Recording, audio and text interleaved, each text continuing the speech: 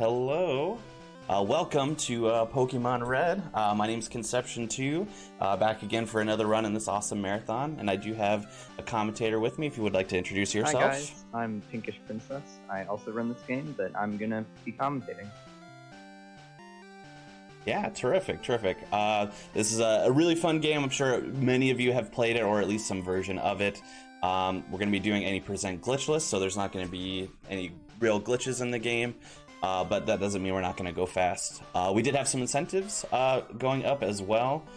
So our first one was for naming the rival, which if we want to plug it for just a minute to get that last minute donation in, that's great. But we do have to close that once before I start the game here. Let me just take a quick look here just to make sure. But our rival name is Larry. Sticking with Larry. All right, Larry it is. Nice. All right, very good. We like Larry. Well, actually, we're not gonna like Larry in this case, but we're gonna make it work. All right, so we'll get started here in just a second. Just get my timer ready, and then we will be good to go. Like to see how fast I'm going, what kind of pace I'm on myself. Yeah, and throughout this run, the flyer name is still up for grabs, so if you want to snipe that, the runner will take some time to name that Pokemon later on. Yeah, we still have about, I would say, a good 13 minutes into the run is probably when we'll lock that down. So you got your time, start thinking about some clever names. It's anyone's game at this point, so. All right, so we got our settings, and time is gonna start. 3, 2, 1, go. Good luck, have fun. Thank you. Alright, so we're first going to name us and our rival. So, us is going to be just a one character name here. So, that's going to be very important. The text displays at... the game runs at 60 frames per second, approximately, not exactly. And the text prints at a rate of 1 character per frame. Nice job naming your rival A. Oh boy, did I. Well, that's an easy fix. We didn't get very far. That is just completely habitual. Larry is what we're going for. Usually you would name the rival A as well, just to save those frames, because every time that your name prints, which is many times during the run, having a one character name versus like an actual name actually saves minutes. It's pretty crazy. Well, we get to say hi to Oak again. Get to see this Nidorino again. Yeah, that's so funny. That was completely that's just habit. All right, Larry is what we're going for.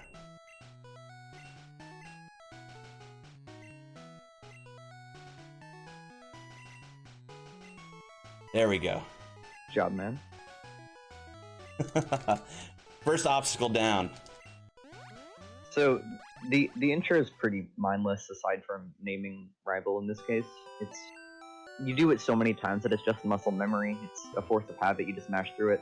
He's grabbing the potion here because the first rival fight, in a personal best attempt you would not grab that potion, but since he really wants to not die, essentially, he has to get it because rival 1 is about 10% to kill you, a little bit less than that. And if he does, the backup takes like 3 minutes. It's really, really bad. So you'd rather shell out like 5 seconds to get the potion.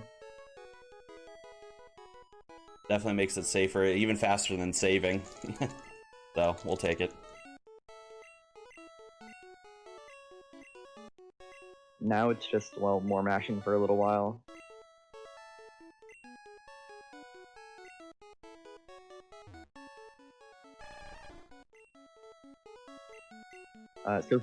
Obviously, Squirtle's our choice, yeah. Out of the 3 starters, Squirtle has the easiest time with Brock because he learns a water move at level 8. Bulbasaur doesn't learn Vine Whip, which would also be super effective against Brock, until level 13, 5 levels later. And Charmander doesn't even learn a move that's good against Brock. So Squirtle's just the obvious choice. Yeah, plus we get some HM use out of him in the later parts of the run. Alright, Larry, let's see what you give me. So this fight is just... It's pretty unfortunate in that it's highly variant, and he can just make it... The Bulbasaur can just make it go really slowly if he wants to.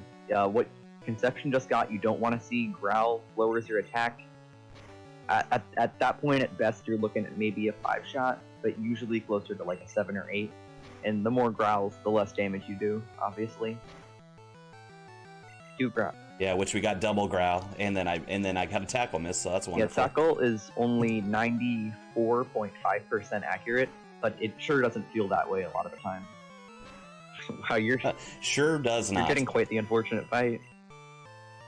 Yeah, it's another tackle miss. Wonderful.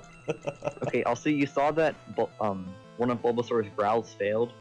In this game, NPC status moves have an added 1 in 4 chance to fail. So growl, which is supposed to be 100% accurate, is actually 75% accurate. Also nice, you got 6 growls. Mm-hmm.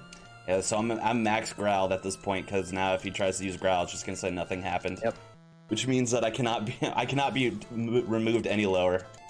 Yeah, the most in this game and in all Pokemon games, your stats can go up or down is 6 stages. So he had to hit 6 rails. That was an extremely unfortunate fight, far below average. Yeah, far below. I would have reset if it was a PB attempt. But what are you gonna do? You didn't have to use your potion. Yeah, that's for sure. So now you're just, at this point, he's just sort of trudging up and down Route 1. Each tile has about a 10% chance to get an encounter. You actually want 1 encounter, but 1 encounter. Yeah. So that's a good one. We got one pretty early. Yeah, rat's good. We can get Pidgeys here as well. We could... Basically, we're looking for anything that's level 2 or a level 3 rat. We could use a level 3 Pidgey if we wanted to. It's just gonna make it a little bit worse for us. Nice tackle miss again. Though this rat is not making it very good for us either. So yeah, he actually hit him 3 times, which is 1 and 2 each time. Conception's getting really unlucky already. Yeah. So he gets that little bit of experience because Squirtle doesn't learn Bubble until level 8, and there's 1 mandatory fight between now and Brock, and you're actually, if I recall correctly, about 10 experience off of that fight from getting level 8. You get level 7 instead. Mm-hmm. Yeah, real close.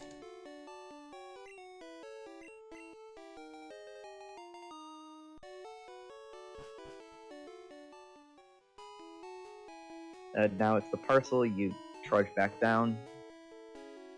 Big wall of text coming up for like just another minute of mashing essentially. The early game's sort of it's just sort of a slog. Once you get past Route 1, it's a lot more interesting.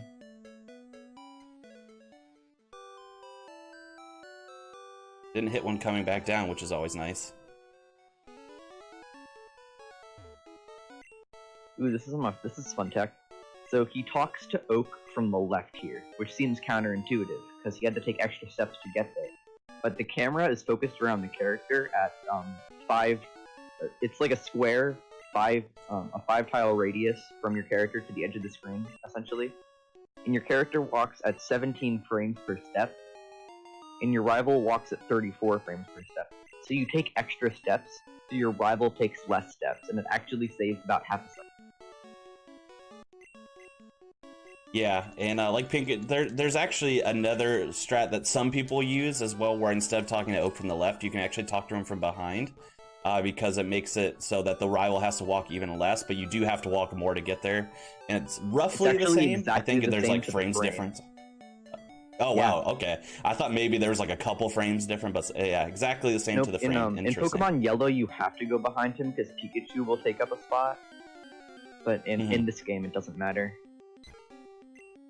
That's your 3rd encounter. On average, you get, if I recall correctly, about 3.5 encounters, but you can't get 3.5 encounters, so between 3 and 4, it seems pretty fair. He got 3. That's not too bad. I was hoping for less with such a bad rival fight, but what are you gonna do? Never thought I'd learn so much about Pokemon. Now, typically, so we're gonna need 3 Pokeballs total. I'm actually gonna buy 4 just in case things go a little bit awry. But we need to catch 3 Pokemon here. And here's the first one. Ooh, got trolled.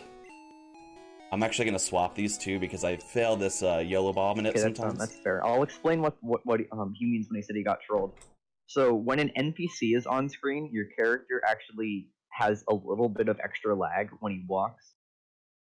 And that NPC that you just walked past would have been on screen when he hard reset for this RNG manipulation. And, Oops. did you forget that? No, I know. I just I slipped off the arrow. Okay. Yeah. When with these manips, everything matters. Like, it's frame perfect technically. Everything has more than a 1 frame window, but if you waste a frame somewhere, it won't work. So I have a question. If this category is glitchless, why are manips allowed? Because manipulation is not a glitch. Because of how the game generates RNG, every time you do anything, it's manipulating RNG. All he's doing is save and quitting and then playing the game frame perfectly. That's not a glitch. Ah, okay. I'm learning more and more. So we took a very specific path in which he took those extra steps, or what looked like extra steps, and he had to press A 7 times. When you A press, the game is lagged by 2 frames while it checks for items and hidden items. And doing that and taking that path will get him a Nidoran with the best stats that the game can generate that gets into the Pokeball if you clear the text box frame perfectly. It's incredibly intuitive. Yeah, and that's another reason why we keep our names to 1 character, because even if I had made my name 2 characters, that frames the amount of frames that you have to generate that ball manipulation is just shrunk by that much. So it can any amount of frames other than 1 character. Oops. Slipped off the thing again. My hands are a little sweaty. No. Yeah. I have 2 potions though. I'm thinking about resetting. I don't actually know what this guy has. Weedle. Yeah. Okay, I hope he doesn't poison you. Yeah. See, that wasn't in the script. Yeah, you don't want to fight this guy. Yeah, that was. Yeah, my hand's just a bit sweaty from nerves, and I slipped off of it. So let's see how we do here. Wonder if you'll get level 8 for the next fight. Maybe. Maybe. Wonder if it'd be worth it to bubble next fight. Could be. Now we get to be a little bit experimental, maybe. Or we're gonna have to fight 2 Pokemon here, so we should be able to get level 8. Oh, there's 7.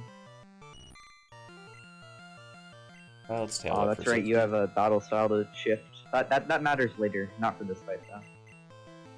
Yeah, because the one mandatory fight that we do only has 1 Pokemon, so we don't have to deal with shift text anyway. So it might seem slower because obviously it's 2 extra checkboxes, but it matters, and we'll explain why once we get there. All right, that fight. I did not really take much That fight damage. should have gone much worse, it looks like. Got the tackle miss, of course, right when I said that, but still. That's quite funny. Yeah, level 8. If you get level 9 for Brock, you won't have to deal with that special. That's true. New strats being formed. Okay, so live for the people. yeah. So interestingly, there's 4 different textures of the tiles. That's a bad way of explaining it, but there are tiles with a flower on the bottom right-hand side. Those tiles cannot generate encounters, and that's why he's going up on the right and down in the center like that, because those tiles that he's going on can't generate encounters. Viridian Forest has a pretty low encounter rate anyway, but any number is a lot more than 0. Let's just try a bubble, see what happens. I'm interested. Yeah. Alright, that's a crit, so that doesn't help me in terms of how much damage it does. This fight is usually 6 or 7 turns. Looks like it'll probably be a similar amount with bubble. Yeah, I might be able to do it in 5. Yeah, it looks like 5 will work. Crit mattered, I think. Yeah. Well, I mean, that could have definitely gone worse. Yeah.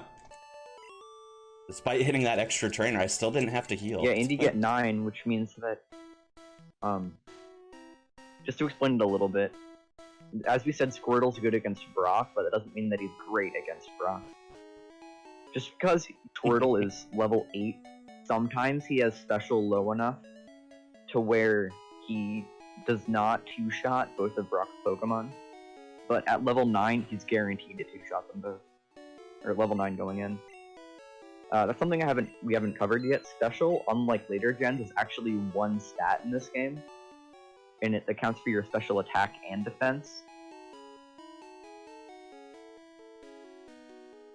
Yeah, which they changed pretty much right away. I think in Gen 2 they separate them, right? It's pretty broken for the competitive scene of this game. So in other words, Gen 1 is the best. Absolutely. So he, Let's save for safety. I mean...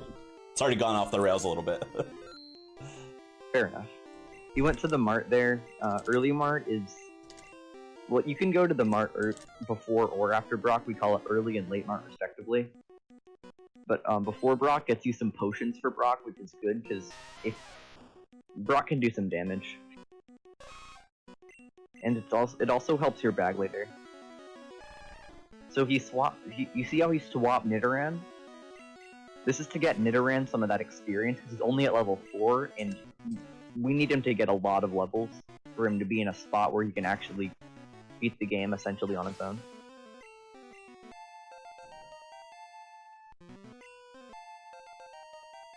So we just switch train him like we are.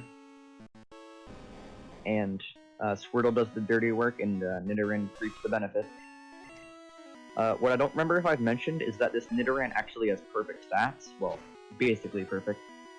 In this game, individual values, or IVs, are not a thing. Instead, there's determinate values, or DVs, which are 0 to 15 instead of 0 to 31. This Nidoran has 15 DV attack, 15 DV defense, 14 DV speed, and 15 DV special. It's called FFEF because that's 15, 15, 14, 15 in hexadecimal. And it's the best stats that you can get on a wild encounter because of how the game generates RNG. 15, 15, 15, 15 isn't possible. And because of this, so your HP DV is determined based on the smaller bits of your other DVs. Essentially, if your attack DV is odd, it adds 8 to your HP DV, defense adds 4, speed 2, and special 1. Because it has 3 stats that are odd and 1 that's even, it also has a 13 DV HP, which comes in handy. And you saw how he swapped battle style from shift to set. We use Nidoran exclusively, ideally, for every fight from now on, except 1. And so we don't want that text where it's like, would you like to swap Pokemon? He's about to send in Weedle or whatever. Yeah, just waste frames when we really don't want to swap pretty much at all. Yep, and this is why this route is already where Nidoran starts to shine. He got Horn Attack at level 8, which is why we switch trained him there. Horn Attack is 65 base power, which is very respectable for early. For reference, Tackle is 30... Is it 30 or 35? I don't remember. It's 30. I was going to say 35, but I don't know. Bubble is 20. Exactly. So having something like that so early is really, really useful. And along with Leer to lower their defense, he's a beast. It's a beast of a Nidoran. Ooh, now I get to explain something. Okay, so when you defeat Brock, you get something called a badge boost. A 9/8 boost to your attack flat. You don't see it if you were to check your stats because the game's weird. But like when you enter battle, your attack stat is multiplied by a factor of 9/8, rounded down. But due to a coding error, when your stats get recalculated, be it by a swing shot or a tail whip, that badge boost is reapplied. So when they are string shotting or tail whipping or leering, they're actually boosting his Nidoran's attack. Which is nice, because not only is your attack boosted, but you're also able to save some horn attacks that way, which is really, really useful because your horn attacks are kind of limited. Yep, and it's gonna save us from having to go to a Pokemon Center that we used to take in old routes, but we don't have to anymore. Yeah, that center got routed out very quickly once we got the manipulated Nidoran, because when you have perfect attack, you have to horn attack less. It's just that simple. Double Toe from that Rattata is very good. He has 3 moves, Tackle and Quick Attack, which aren't particularly strong, I guess. But after Tail Whip and Rattata has decent attack, they can do some damage. But Double Tail Whip doesn't really mean much. This Ekans, this is where things get annoying. He's Ekans is basically the Wrap God. You know, Eminem himself. He has Wrap, which is moves like Wrap, Bind, and Fire Spin are really, really broken in this gen. Nice, no Wrap. Yeah. Where they prevent you from attacking for 2 to 5 turns, which is annoying on its own, but for a speed run, it's incredibly slow. But no Wrap, very nice. That fight, it could have gone better, but it was still pretty good.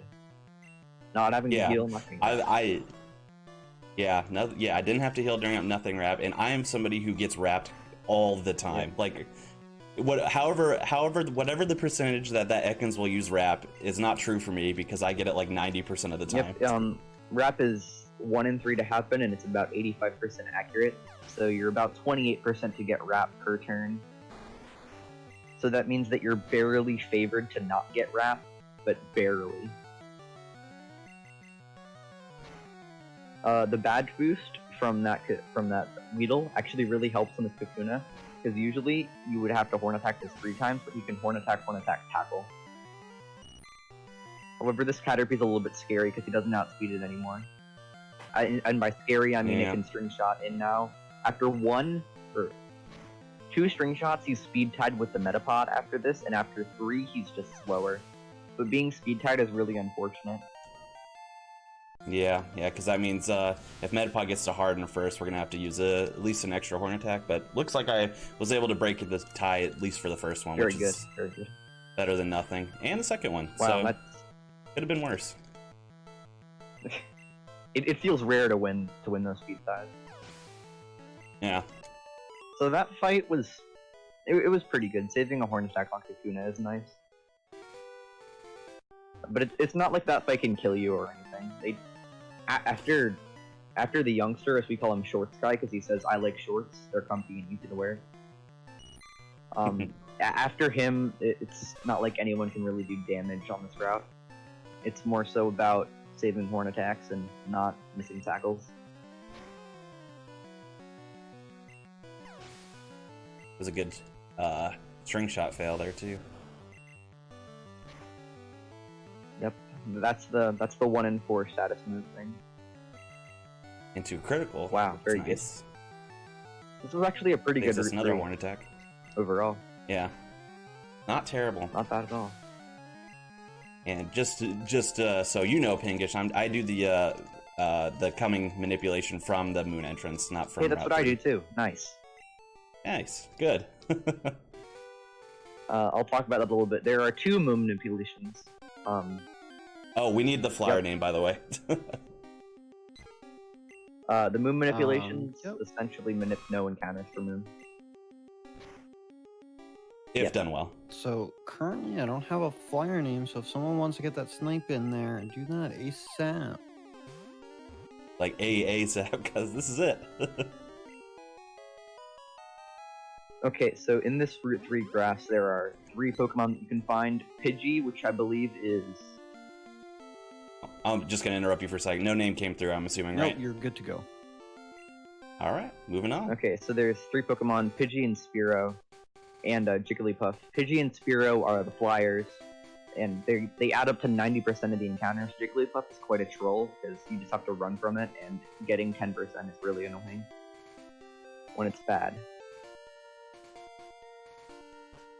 So now it's time to manipulate Moon. I think I'll talk about what he's doing once he finishes it, because it actually requires some pretty good concentration, and I don't want to talk over him and mess it up. Yeah, 36 should be fine. Yeah. You could just heal and fight if you need to. Yeah, I'm actually just gonna... Quiet would be good here, just so I could focus. Roger that.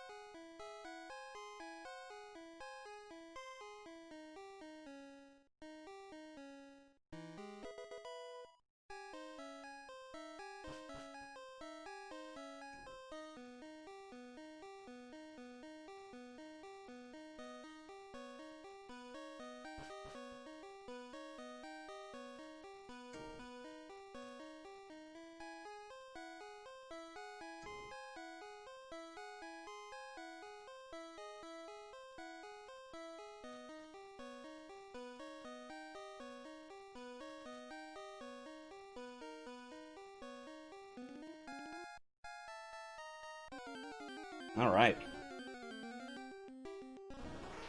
Got pairs. Got pairs.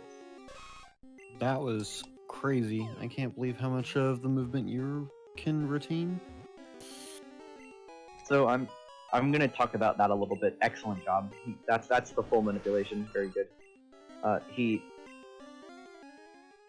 follows the path as like frame perfectly, essentially, by moving and doing A presses, which are 17 frame windows. Essentially, the way the path is found is you have a bot playing the game at thousands of times speed, looking for paths that would get you no encounters into pairs that gets in the ball if you put text box frame perfectly. And so he hit, I believe, 30 some odd A presses, and did the movement correctly. Yeah, I was gonna say I think it's 30. And it's just incredible. And then he hit the Paris YOLO ball with something called a select ball, which is where the original YOLO ball, he buffered it differently. With this one, you buffer select after buffering down an A to get into your item menu. It's just slightly different. It's a little bit slower, but it's what you need to do to get to Paris. What I haven't even talked about is how scary this fight is, but he just got through it without an issue. Yeah, that really went well. So first off, the Rattata went for Tail Whip, which let him two-shot it due to the badge boost. The Zubat has Supersonic and Leech Life. The unfortunate thing is Supersonic, although only 55% accurate, can confuse you, and for some reason, Leech Life, which is a bug-type move, is actually super effective against Poison, Nidorans type, in Gen 1. Yeah, for whatever reason, I don't know why, but yeah, Bug and Poison are super effective on each other, and it doesn't really make sense. But what happened was he got Supersonic Fail, which is excellence, because he wasn't confused, and then Supersonic still doesn't do that much damage. You'd generally rather see it just because it's not Supersonic. And so he got Leech Life, and it went well. That was a 5-turn fight, which is pretty nice. Yeah, that's about as fast as you want it to go without having to heal or get. You can get heal locked in that fight. Yeah, that's why he saved. Yep. Especially because a lot of times I'll go into that fight with full health, just based on what we were given on Route 3. But because it wasn't worth spending another potion just to heal for what was it 5? What was 5 HP? I think.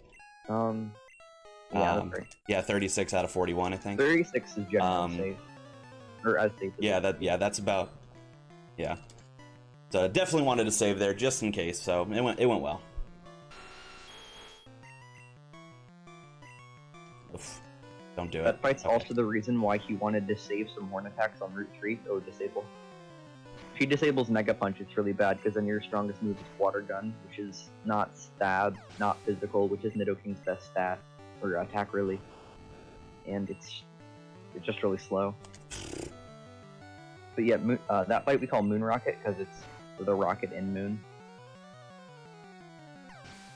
It's the reason why we save horn attacks on Route 3, because if you go into it with less than 2, it's basically unwinnable. Although the 2 itself is pretty scary, because you can't two-shot Rattata. Yeah, I don't like going in with less than 3 personally. 2 is alarming.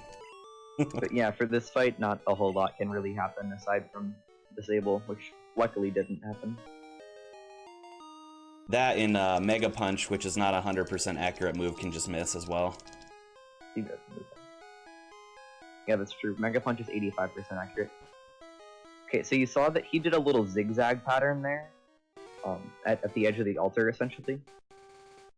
The reason for that is that entire altar where you pick up Helix or Dome Fossil cannot generate encounters. So you take that little extra step because it gives you one less tile to step on where you can get an encounter. And we do everything we can to minimize encounters in these runs. Yeah, that's absolutely what we aim for, and I'm thrilled that I got that in the run. just the whole moon manip, because I probably messed that up like 30% of the time, maybe, just because there's so much.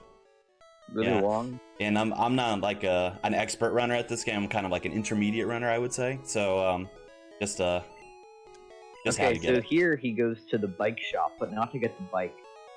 By exiting this this dialogue with B, the game sets a flag for text to appear instantly. When you clear it with B, the game does not remove the flag. So until you perform a text speed check, which is either a yes/no text box opening your menu, or that's actually it. Opening your menu by pressing start, or if you're doing it in a battle, like you go to your items as opposed to your fight moves and things. And the text appears instantly, which might seem like a glitch, and honestly, it's probably the most quote glitchy thing we do in this run. But it is allowed, and instant text is natural. Like when you cut down a tree, the cut text box appears instantly. This is just the game not removing the flag. So you could argue that it's a glitch, but it's probably not really. On Gust. This Pidgeotto has Stand Attack, which lowers your accuracy. He has Quick Attack and Gust as well. You'd rather just see Quick Attack. It's like, okay, man, you go first, don't Stand Attack me. But we saw Gust there twice, very lucky. Because when you combine the 2 and 3 accuracy multiplier with the fact that Mega Punch is already 85% accurate, the fact that you have to hit 2 Mega Punches in this fight seems like a much taller order than it already was. We did hit them both. Didn't get growled, which is good. Yeah, that's basically the best way that fight can go, excluding criticals. Oh, something I haven't talked about yet. Crits in this game are based off of your base speed instead of the flat 1 in 16 crit rate in later generations. Nidoking's base speed is 85, and the equation to determine crit rate is base speed divided by 2, rounded down, divided by 256.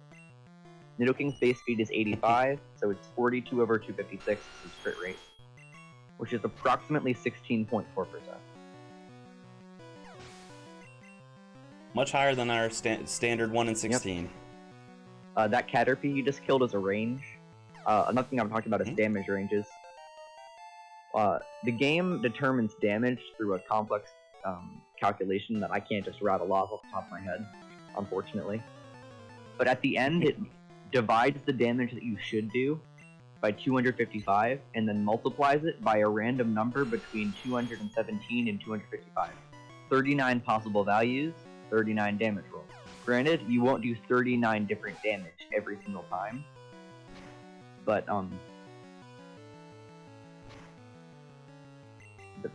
I forgot what I was going to say. That's just how damage rolls are. Many of the 39 rolls can deal the same thing, especially at low levels. And there's something called a 1 in 39 roll, which is when you get exactly 255 out of it. Do I have time for a quick plug? Absolutely. Please. Alright. As a reminder, folks, all your subs, bits, and donations are going directly to Save the Children. So if you take a look at the upcoming incentives over at the donation page, donations.nasamarathon.com, you can take a look there and put your money to a good cause, and hopefully you get to see some awesome content coming your way. This marathon is not over yet. We still have plenty to go through, and a lot more Pokemon as well. Thank you. Thanks. Yeah, absolutely. Love to get some more donations in. Absolutely. A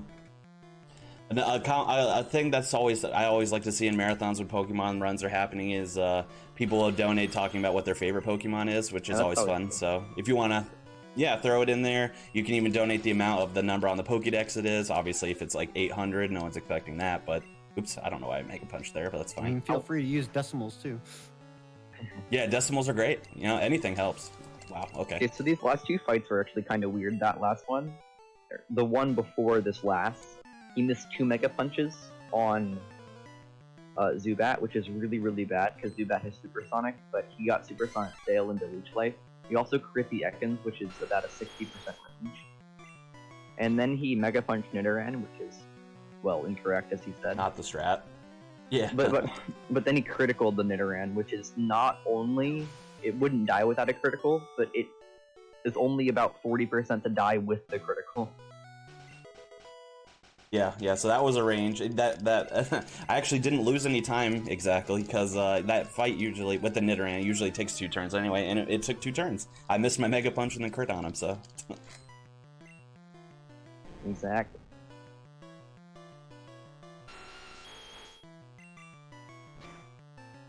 Now this fight has another Ekans and another Zubat. They're both guaranteed to die if you hit the Mega Punch, which is a big if. But the Ekans has Wrap and the Zubat has Supersonic, so missing the Mega Punch can be a really, really big just problem. But Conception has pretty high health here, so... Yeah, I actually considered you can also use Horn Attack on that last Zubat, just to it's a range, so it's not a guarantee. Yeah, but I considered it just in case I would take a little bit of damage in order to get us into Red Bar, which if you want to explain what that means, I would like for the run. Red Bar go for is when your HP is below 5/24ths of your max HP, which as a percentage is 20.8333, repeating of course, which skips level up jingles, other jingles, and Pokemon cries.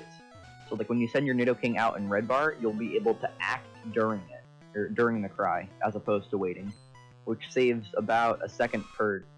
In those cries add up quick. It saves about a second per cry, and then a level up jingle is 2.5 seconds. So like over the course of an entire split, Red Bar can save between like 25 seconds and even a minute. It's crazy. And a lot later in the run, we'll definitely abuse Red Bar. Yes, definitely.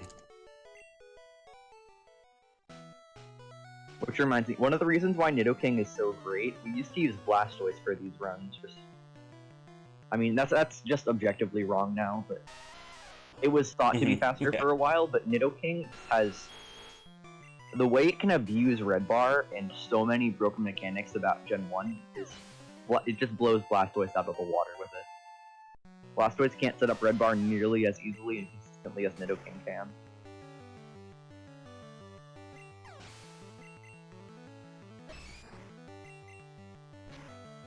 Yeah, these fights don't... Not a whole lot can happen.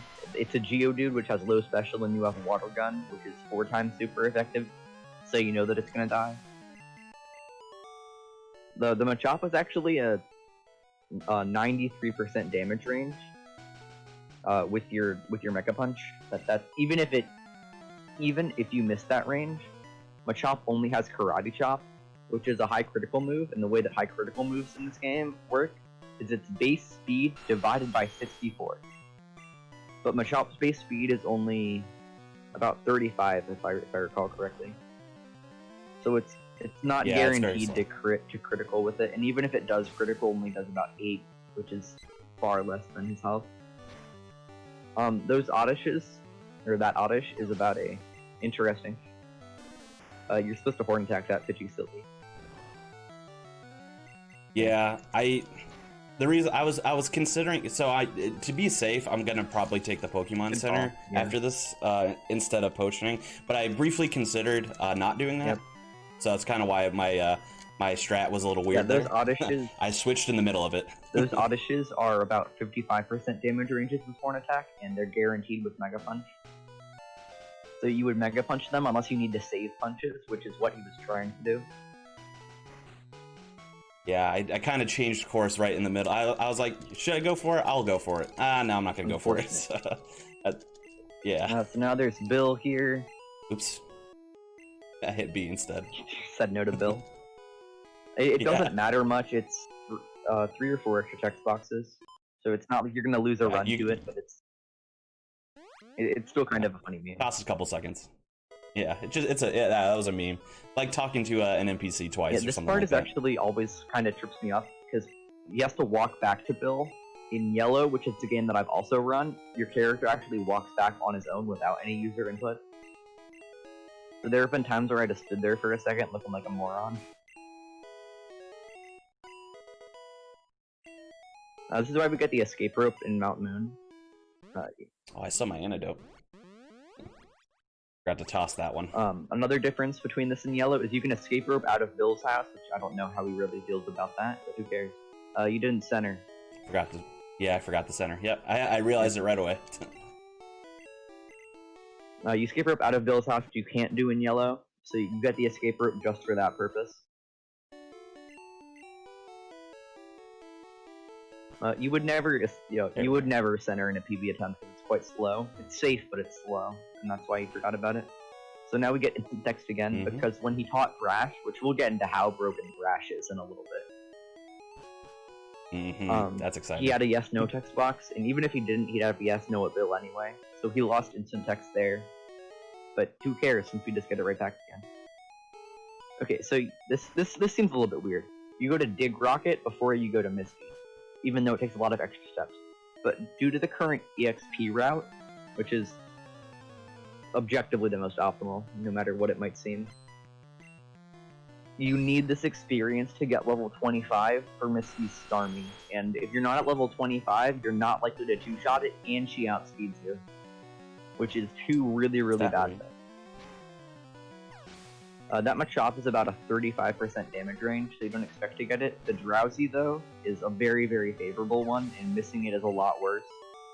Kinda nice that the favorable one is the one where missing it's worse, and the unfavorable one is the one where missing it's fine. Yeah, we got Crych up there, and we actually didn't get the crit, which is, I'm used to the crit, so... He got Dig there. Annoyingly, Nidoking cannot learn Dig, even though it's a ground type, and it learns all these crazy moves like Water Gun. This game would be a whole lot easier if Nidoking can learn Dig. But you can't. It's unfortunate. Yeah, so we're getting into why Thrash is broken. Okay, number one, it's a 90 base power move, which is insane. Two, it was nerfed in later gens to where after 2 to 3 turns of thrashing, you'll be confused. In this game, it's 3 to 4, which is huge. 3, you don't have to reselect it every single time, so it's very fast.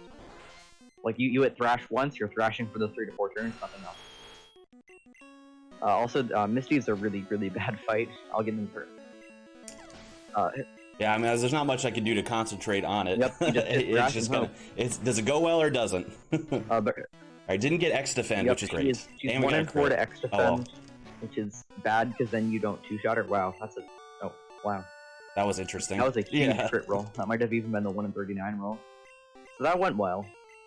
In a PB attempt, you wouldn't want that since you can't really get a red bar off of this, but this is very, very safe HP. So that's nice. Very safe HP. The Starmie has Bubble Beam, which does 35 to 42, and can drop your speed, and it does 61 to 71 with a critical, and she has Water Gun, which is... You'd generally rather see Water Gun. Yeah, Water Gun's ideal. Even with the health that we had, a Water Gun crit would be pretty good, honestly. Yep, for setting up red bar once again. Yep. But I'd rather be alive, so... Fair enough.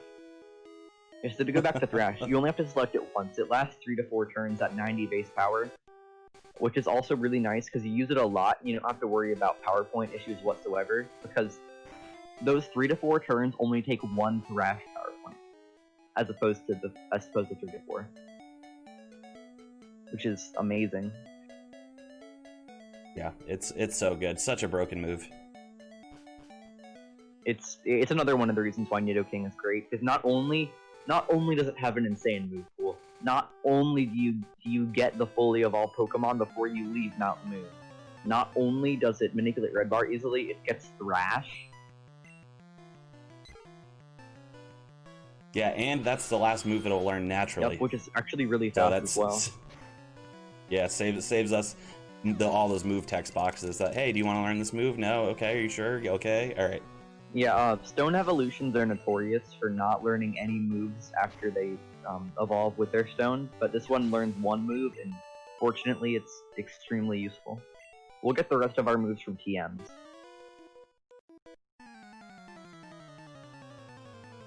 These two fights, at this health, nothing can go wrong. Those Pidgeys have Quick Attack, and that Rattata, or this Raticate rather, also has Quick Attack, but even if he got all 4 Quick Attacks, he'd still be at like 50. Plenty of health, yeah.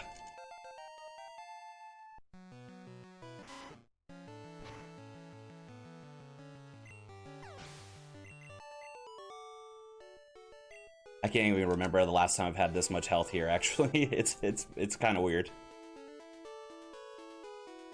So now he enters Vermilion City, ready to go to the SSAN. Oh, I want to talk a little bit about something. In the Please. underground area that he was in just after Cerulean City, heading down to Vermilion City, so from the city with Misty's gym to Surge's gym, there is a full restore that we used to get. But full restores are actually pretty bad in this game because of several coding errors. Notably, a big one is when you get paralyzed, your speed is reduced in this game to 1/4 of what it was. And if you full restore, if the full restore has to increase your health as well, it will not restore your base speed, because it's coded to do two things. And if it has to do those two things, it will not restore base speed. So we said, nah, screw that, and we got paralyzed instead, which will restore your base speed. Yep. Nice quick attack from Pidgeotto. This has skinned attack once again. Yeah, and that's the last time Pidgeotto's really, or any of the evolutions thereof, are a hassle for us, really. Yep. I could have just horned attacked this, but... In PB attempts, this fight's really, really bad, because you're often in red bar for it. And, like, getting sand attacked, and you can just get a lot of damage, it goes poorly so often. Like, you can miss on this Kadabra, and it can go for Confusion, which does a lot. It's super effective. This Ivysaur can bind with you. It's just a lot. Yeah, it's so dangerous, in fact, that had I been Sand Attack, I still probably would have swapped, even having insane health. And he would have lost instant text there with swapping, but with all of that, I couldn't have even argued with him if he swapped. Yeah, just because I there's a good chance, well, not a good chance. There would have been a decent chance I would have survived, but like I didn't want to risk it in a marathon setting. So now you get HMO1 cut, which is why we get Paris. Well, it actually going to dig as well, which is nice. But we needed a cutter.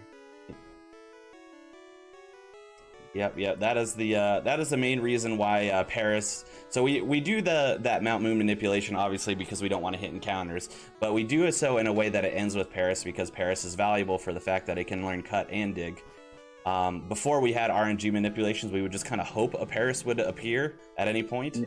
And if we had one, great, and if not, the backup would have been to catch an Oddish in the grass that was just before we entered Vermilion here, which it's just slower. It's really inconsistent. Yeah, and the encounter rates there are kind of all over. You can get some Mankeys, some Pidgeys, and all kinds of stuff. And for whatever reason, Mankey can't learn cut, even though it seems like it should. Oh, another backup is he couldn't do this because he has Pidgey, but if he were to have Spearow, you can do an in-game trade for Farfetch, which learns cut and fly. Then you would teach, and you'd have to teach your Squirtle dig, which is pretty unfortunate. Yeah, because then your Squirtle is going to have three moves going forward that you'd have to, 2 HMs and then dig that you'd have to manipulate around, which we're used to having you did the 4 repel route. I actually love you. I love it. Yeah, for sure. You toss this antidote because you're a poison type. You can't get poisoned. You don't need it past that Weedle fight. Or the Weedle fight before Brock, specifically. So yeah, I actually usually toss it earlier. I forgot to, because I tossed my Pokeball and not my antidote. That's why. So this is actually the first really major menu of the run. You teach 3 things.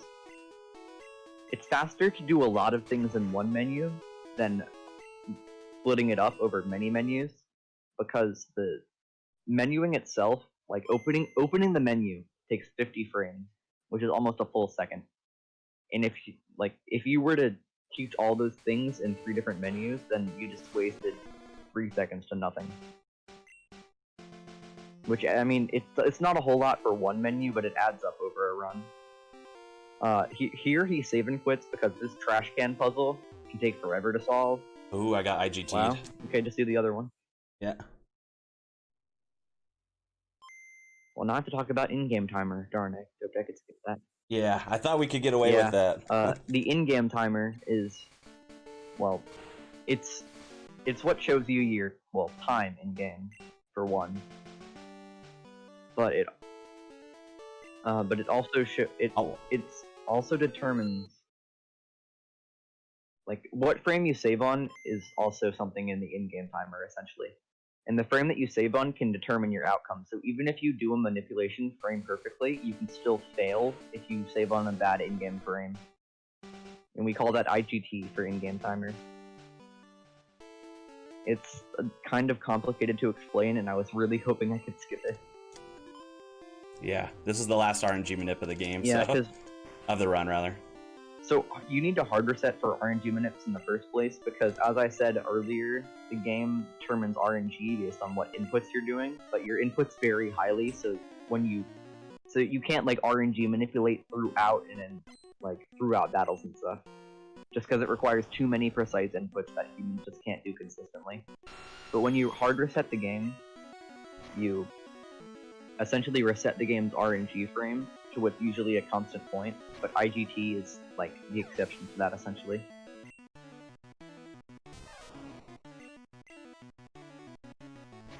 Yeah, which it's I forget the exact one. I think that can manipulation that I do, I think I want to say it's 53 out of 60. No. Can't do you remember. do the A presses or no? No. Okay, the no A press one is 57 out of 60, and the A press one is 58 out of 60. I want to note just for you that those don't share any IGT frame. So if you fail one, you can just do the other as backup. Yeah, I should learn that. I don't know the other one. Now's not the time to tell you, but it's pretty simple. You can figure it out. Yeah. That's just me needing to learn that. Surge gives us Thunderbolt, another move that Nidoking can learn for some reason. Again, can't learn Dig, but can learn Thunderbolt. Makes sense. Do I have a moment here to plug a donation that just came in? For sure. Please. So we have a $10 anonymous donation that is literally just a bunch of emojis. Nice. Can you read the emojis? You love to see it. Yeah, and the donation that the incentive they put it towards was taking the stairs in Final Fantasy VII Remake, which is the closing run. Very cool. Yeah, take those stairs. I don't know what it is about the stairs, but take them. Me neither. Not familiar. Take them. Sounds like it'd be longer, so that's more fun. Oh, here he goes to the bike shop for the first time to not get instant text. He actually gets the bike. Actually get a bike. We get to go fast, right? Of course. So the character walks at 17 frames per tile, and you bike at 9 frames per tile, so about half. So just think of the astronomical amount of time you'd be losing if you didn't bike. You don't use Horn Attack. It's sort of sad to see it go, but we don't use it anymore, so we teach it over Thunderbolt, which is the earliest move that we have that we will still have at the end of the game. We teach it in slot 3 because we actually don't use it that much, but we do need it. Yeah, it's important, but it's not frequent. Yeah, and so you want to have the moves that you use most in like slots 1, 2, and 3 because you can get them with 0 and 1 input respectively. The one that you use least makes the most sense to be in slot 3. So this fight is called the 4-turn Thrash Girl, but we don't need to 4-turn Thrasher. In old routes, we would Thrash, and you would want to get a 4-turn Thrash. Okay, Thrash Auto specifically instead of Mega Punching it. And so there's a 1 in 2 chance that you get a 3-turn Thrash, and then a 1 in 2 chance that you hit yourself. So 25% for it to go badly. With Mega Punch, you're 15% to miss, so it's 10% less to go badly. Another benefit to this route. So I found out what the update on those stairs are. Apparently, in Final Fantasy VII Remake, we're going to make the runner take 59 flights of stairs. Wow. So that sounds incredibly slow. So if you do want to make the run incredibly slow... Well, let's frame it this way, right? We don't want to make the run slow. We just don't want the marathon to end, right? Because that's the... So we're going to extend the thon. So anyways, exactly. It's a 250 target goal, and we're $20 so far. So there's still quite a bit of time before this one would have to close, but that sounds like an interesting thing to make the runner do. For sure. Now, I am very hesitant here, so I just take that very carefully. I've hit that trainer so many times. Talk about that bug catcher he just fought a bit. He bubble beamed the Caterpie because it's guaranteed, and the Venonat has a range, and if you miss the range, you don't want to be worrying about 4-turn thrashes. That's just a commonality with this fight, or with this route essentially. Also, he didn't repel yet. Yeah, I'm gonna repel. I'm actually saving here on purpose. I usually don't, but I'm actually gonna try and get red bar here. Nice. But just in case I got crit, I didn't want to have nothing to go back to. This is a pretty high health to get red bar off of, but you can get red bar off of any health here. And red bar for the split, we call it fly split because it ends when you get the fly HM. Saves like almost a full minute. That's really unlucky. Because okay, at least he went for it turn 2. After turn 1, he's no longer even guaranteed to Bone Club. Yeah, that was the thing. I was like, oh man. I was like, this could have really backfired in terms of speed. I was still relatively safe health-wise. I could have just backed out, but... This HP is actually quite weird. What's your health exactly? Yeah. 23. 23. I think you want to thrash the Slowpoke here, but I'm not certain about that. You'd live, but it would hit you to an HP where Oddish Absorb could maybe kill you. If I recall correctly. I was gonna save before Oddish anyway, so let's try it for the people. Slowpoke is, as the name would suggest, slow, and its crit rate is only 2.7%. So you barely even have to worry about it. Please tell me I didn't just commentators curse you. No, we didn't get crit, but yeah, our health is low. Oddish has 5 absorb, so we need to save. This Oddish, or as I like to call him, the Devil, is just... It's one of the worst fights in the game when you're in red bar. Because the Oddish, that's the name would imply, is a 46% damage range. When you include crit, it's closer to 55%. But he has Sleep Powder, Stun Spore, Absorb, and Poison Powder. And that's just a terrible moveset to be against. Yep. Fun.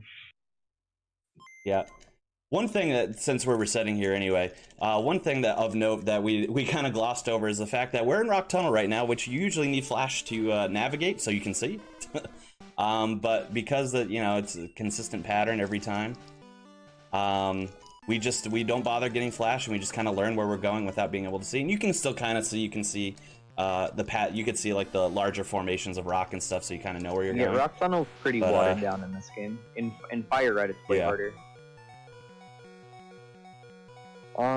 At Cerberoth in chat, he's using a Game Boy player. I'm just gonna heal. Turn asleep. That's so troll. Yep, and then I died anyway. I'm just gonna heal. Also remember that your repel doesn't last past resetting. Yeah. Yep. So I'm gonna heal on this, and I'll use another silly too. mechanic of this game.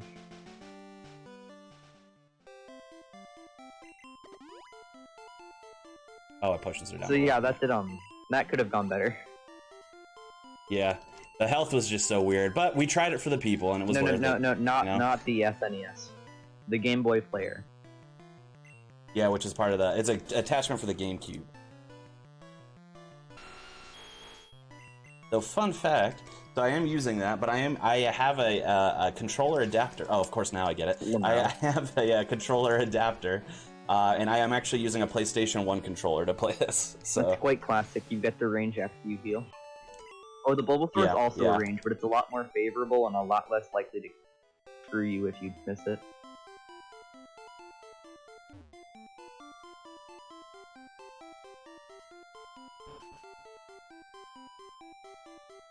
Just playing it a little bit safer now, because I definitely do not want to hit. I want to note that extra you can trainer. Change palettes on harder setting. And there is a surge manipulation that you can do that lets you see in Rock Tunnel by using what we call the cheater palette. Or surge cans manipulation. Yeah, we don't usually repel. Yeah, we don't usually repel there. We repel right before this hiker, but because I had to take a repel earlier than I needed to, our repel ran out a little bit early. Yep.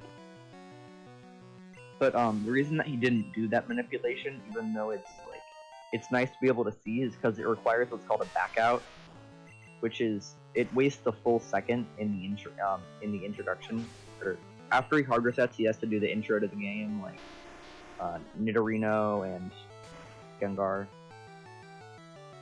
Mm-hmm.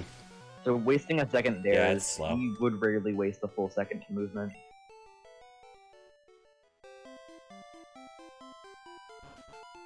One tile to buy. This is my favorite part of Rock Tunnel. The part where it's easy. Yeah, the part where it's easy. It's just fun. You kind of like serpentine, ride your bike around, and there's not a lot of danger. Something I haven't said the whole time is we've been talking to trainers whenever we can instead of letting them see us and do the little exclamation point animation. That's because that animation takes like a full second essentially, and so if you can avoid it, you take the steps to do so. The only exception to that is Moon Rocket, which we let see us even though we could talk to him. The reason we let him see us is because we don't want to have those added encounter chances.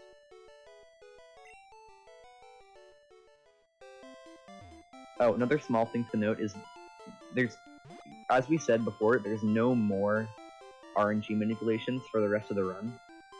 Because, like, we manipulate no moon encounters, which is really nice, but you don't want to manipulate no encounters anywhere else, because even, like, if and when you could, it's a lot slower than just repelling, and once you get repels... Like, a save and quit is about 20 to 23 seconds. Imagine doing that every time you would repel. It would take so long. Okay. Thrashing that Miraculous is about an 80% range, and you want him to hit you into red bar.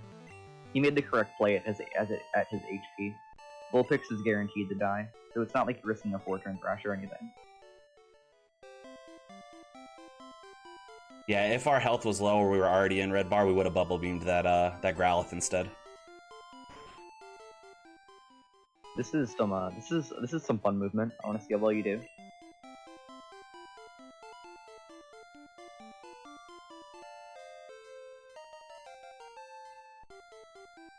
Nice. Ooh, one tile early on the nugget. Not bad at all. I do get the... yeah, I'll take it. So you get the elixir in PB attempts because it's right there, like no extra steps. It's not particularly hard of a pickup. I don't know what you do, but you can either use an audio cue or count like pedals. I do the audio cue for that one. Yep. As long as you clear the A God on the bike text box correctly, then audio cue should theoretically always work. He also gets the nugget because he... I think I'll just let him show it, actually. Oops. Backed out early. There we go. Yeah, so we're in our lengthy menus here. We're buying a whole bunch of stuff. Oops, one. So yeah, at this point, come on. The route becomes a whole lot safer. Yeah, a lot safer, which is nice because we buy 2 revives. That's why we get the nugget. It also lets us buy some extra potions and Pokeballs. But the extra nugget gives you 5,000. You get the revives, you get the extra stuff. You can even buy some extra X items. It's a race strat that we came up with during the Red Race tournament of last year, and it's amazing because it means that you're so unlikely to lose a lot of time to a death in the latter half of the game, which is extremely, extremely good.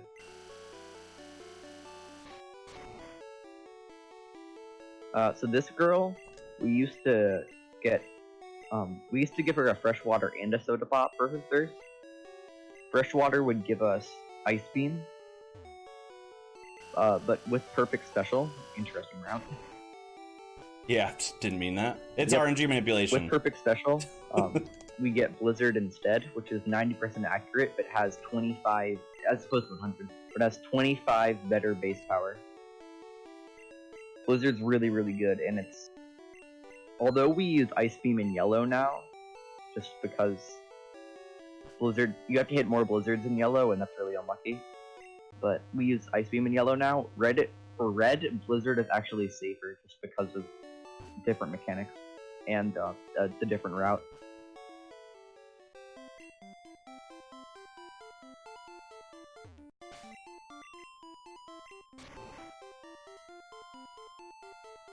Go.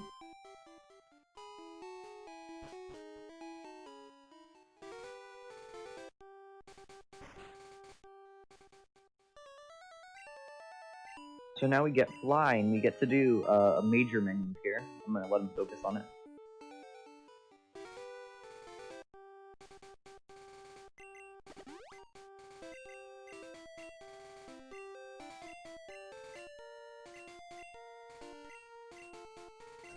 Oh, what I haven't said.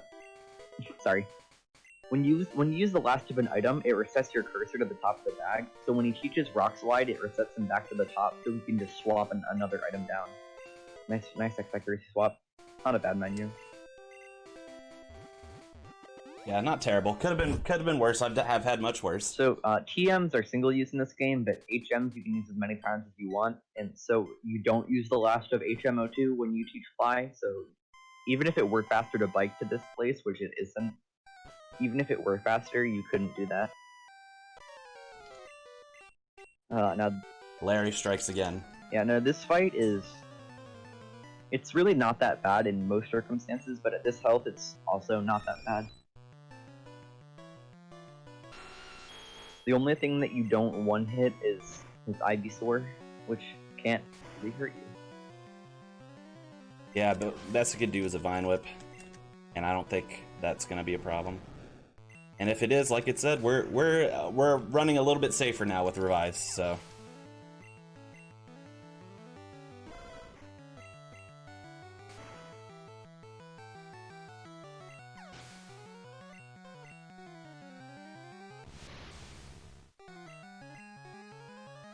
Actually, I hope they do Leech Seeds here. It matters a little bit.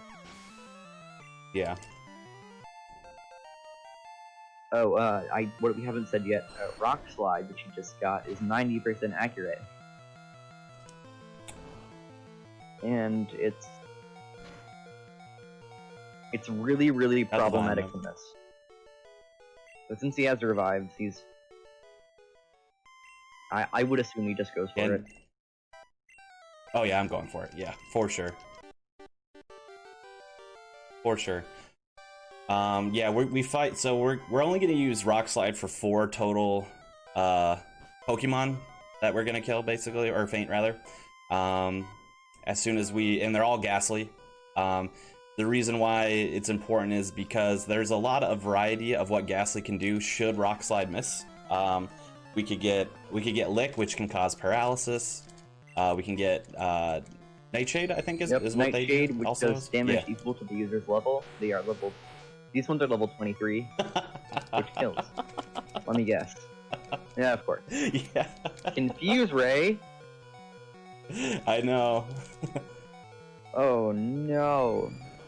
Let's see. Ah, yay! We hit through On both. the bright side, though, Lick is extremely low base power, so although it can cause paralysis, we have Paralyze heals, and it's not like it's doing anything else in the meantime. Oh man, you just gotta laugh at the RNG sometimes.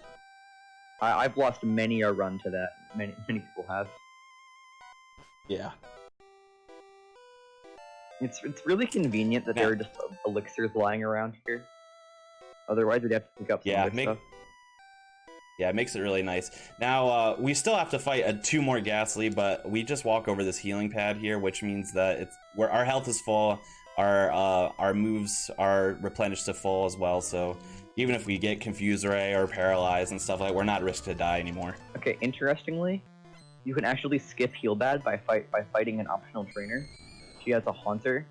If you keep full red bar and hit the Haunter range, which is 85%, it's actually faster to skip Heal Bad by about 2 seconds. Mm-hmm. Which should just show everyone how fast red bar actually is. That it's faster to do that fighting an entire extra trainer. Yep, so starting the fight, completing the fight, ending the fight, all those text boxes. Nightshade is the best to get here, since it's not Lick, and it's more importantly not Confuse Ray. And again, this is a 90% move that I've missed twice out of 4 times. That's my luck. That's the kind of luck I get.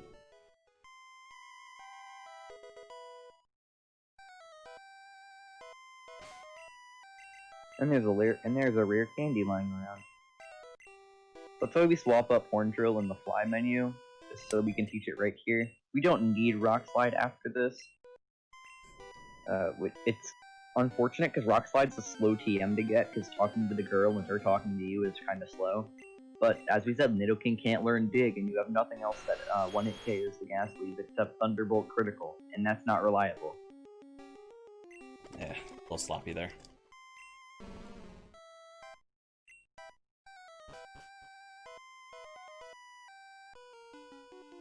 Yeah, during that fight, we do two different things there.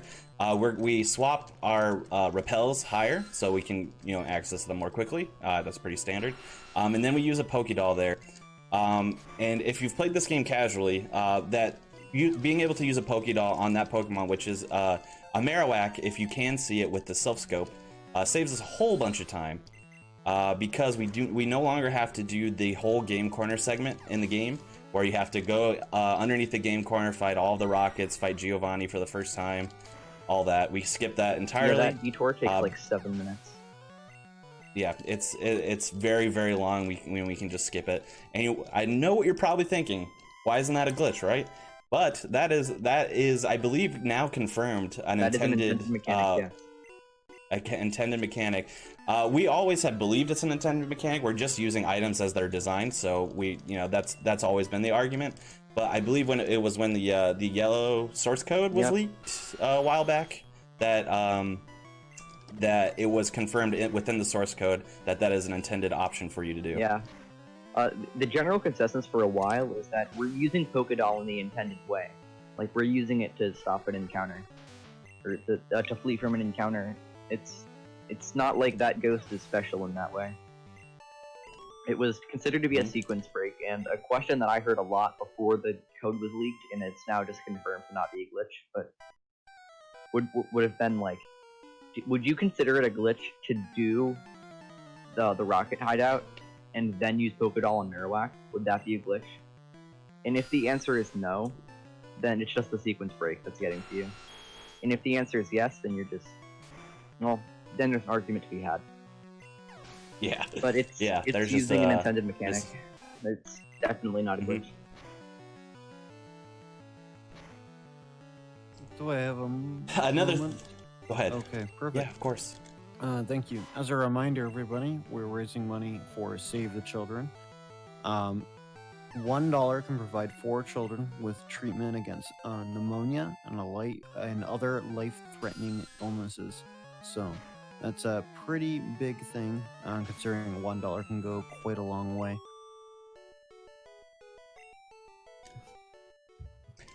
Definitely. Yep. I mentioned this when I ran earlier in the marathon as well, when I ran Harry Potter. I've had the pleasure of running in quite a few different marathons where I've gotten to raise funds for Save the Children, and it's an amazing organization, especially now with the COVID-19 crisis going on. They're doing a lot to aid in that as well. So every dollar counts, and it's all important to get those in for us. Definitely.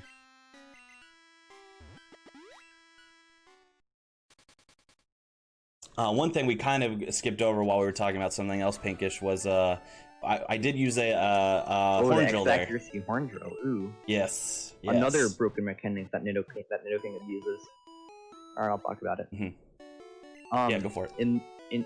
First off, in later gens, what one-hit KO moves need to work is for the user to be at or equal to the level of the target. But since we skip a lot of optional trainers, our Nidoking sort of becomes underleveled at this point in the game. Because not only do we skip Rocket Hideout, but we're also skipping a lot of optional trainers that are optional, but the game intends for you to fight some of them. But we fight 0 optional trainers in this run. Anyway, in this game what you need is for your speed to be greater than the targets for a one-hit KO move to work. And fortunately, X speeds exist, and so do badge boosts. But the nail in the coffin that just makes it extremely broken and extremely powerful is that in this game, X accuracy skips the accuracy check entirely. No matter how many sand attacks, no matter how many double teams, no matter how many anything. You cannot miss if you use X accuracy. Any move. And this includes a topic that we've also glossed over and didn't say anything about, the Gen 1 miss, which is an added 1 in 256 chance for every move except for 3 to miss. and every move that we use would theoretically have the chance to gem 1 this, but after X accuracy, it's just not possible. This Arbok is a range with Thrash, but that Leer on turn 2 made it very, very likely due to the back boost. Quite lucky there. Yeah, that worked out.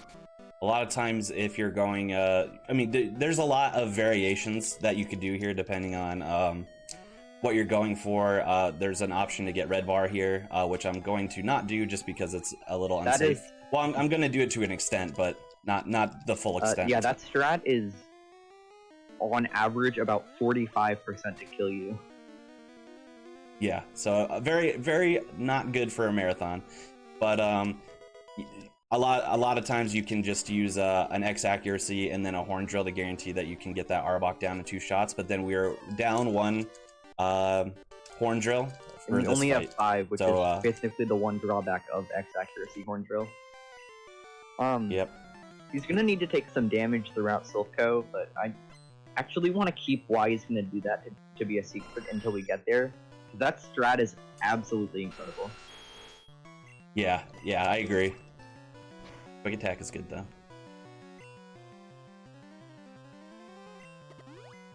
So this fight is like, it's just everything that you'd expect, like from just the route to be you X-Sac, X-Speed, drill all 5. And notice that we're, as Pinkish had alluded to before, we are under-leveled for where we're supposed to be right now. But using these X items combined with the one-hit KO abuse here, it's just absolutely ridiculous. Like we're just taking down things left and right. Yeah, I mean, notice how in Lavender Tower we were about 10 or 5 to 10 levels above our rival Pokemon. Now we're actually below their levels, or tied in the case of Alakazam. Yeah. But it's because like we're over leveled in the early game because we've been pumping all this experience into one Pokemon. Again, unintentional, not intended by the game developers. But it comes back to bite us in, like later, that we're doing it all for one Pokemon and that we're not fighting a bunch of trainers or Pokemon that the game intends for you to fight.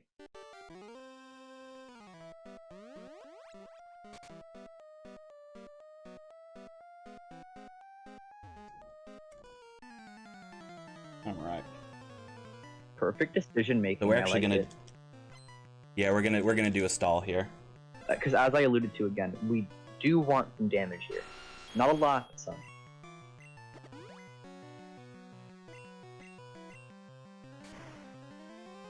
Focus energy. Ooh, that's something fun to talk about. Focus energy in this game is bugged to where instead of increasing your critical hit rate, it actually divides it by 4. We don't use focus energy or dire hits in this game, or in this run, which work the same way. Confusion's good, just don't confuse. Yep, okay, this is good health. Spoiler alert. We don't need to spell anymore. Nope, this is where we want to be. That Drowsy has poison gas, headbutt, confusion, and psychic. Yeah, psychic does more damage, which would have been fine as well. Yeah, Confusion is actually my least favorite choice there, because we have the chance to be confused. You don't stall on Drowsy at an HP in which psychic can kill you, because that'd just be silly. Yeah, making unnecessary risk. Okay, this Nidorino has Fury Swipe, which isn't exactly like Rat, but it's still really slow. It doesn't immobilize you, but it still hits you 2 to 5 times. Actually, it's Fury Attack, not Fury Swipe. Yeah, we do use an X-Ack here, which is why Nidorino gets an opportunity to attack anyway. One attack, not bad. This is safe HP. Yeah, not too dangerous at all. I mean, this is only dead to a Confusion critical from Hypno. But it just again the PowerPoint just work out so nicely. There's 7 Pokemon from these 2 trainers. You only have 5 Horn Drills, but 2 of them died at Bubble Beam, so it works out perfectly. Yep, perfect. I was gonna say as well. We were talking about before that in a PB attempt, you may try to get Red Bar here. And even after you fight your rival in certain ways, depending on what kind of HP you have, and you fight that rocket before Giovanni, you might still be in an unfavorable range to get red bar, just based on the RNG.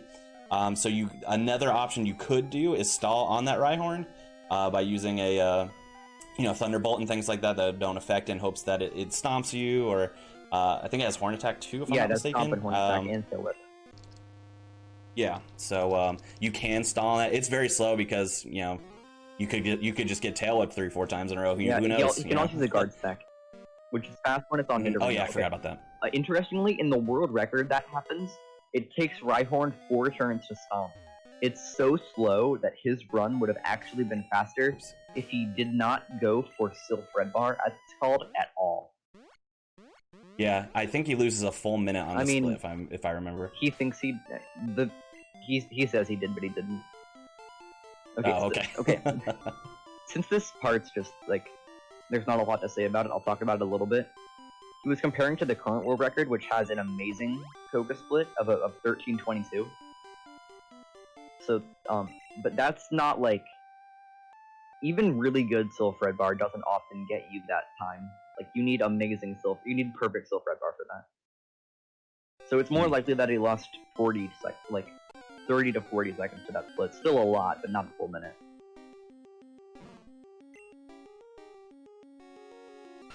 Snorlax. Snorlax. Very cool, but not important. I find it kind of funny that you can run away from it and then it's just gone.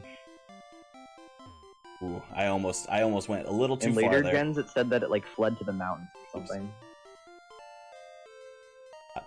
Little serpentine movement there for you. We'll just call that RNG manipulation and let that go. Yep, yeah. Rare candy there. You pick up all rare candies in the run that aren't just completely out of the way, and by that I mean the ones that aren't basically hidden behind optional trainers. Oh, you can kind of see it by him cracking his knuckles, but when you're on Cycling Road, the game goes down for you, so you don't need any input. Yeah, it gives your hands a little tiny break. Yep, it's one of 2 breaks in the run, essentially. The other one being when the SSN is leaving, it's just 20 seconds of nothing. This fight kind of cool. I like it. You forgot to super repel, did that? Oh, I actually just do it when I get inside of Interesting. Yeah. Because you have to menu there anyway. So we don't need Thrash anymore. Yeah. Bye, Thrash. It's just gotten sort of... Once you get past the mid-game, Thrash just gets progressively worse. Because we're against stronger Pokemon that aren't always taken down in one hit. And so that makes it Thrash a lot worse, because you're a lot likelier to get confused and stuff. And 90 base power is sort of unimpressive at this point in the game. We still have Bubble Beam, which is only 65, but we'll be replacing that. We don't even use Bubble Beam anymore at this point. So we're in the Safari Zone, but we use a Repel, because, when you go to the Safari Zone, who wants to catch Pokemon, right? Fun fact, the Safari Zone's encounter rate is actually huge. If I recall correctly, it's 50 out of 256, which is the most in the game. I'm gonna check that right now. Yeah. It's very big, but we're not here to catch Pokemon. We do have to clear it in order to get ultimately 2 HMs. 30 out of 256. Yeah, still very high. Still higher than pretty much any grass encounter that we usually deal with. But ultimately this will end us with getting 2 HMs. One we're gonna get directly in Safari Zone, but the other we're gonna grab a set of gold teeth here. And turn them into the Warden after our next gym battle in order to get strength, and we're going to get Surf here.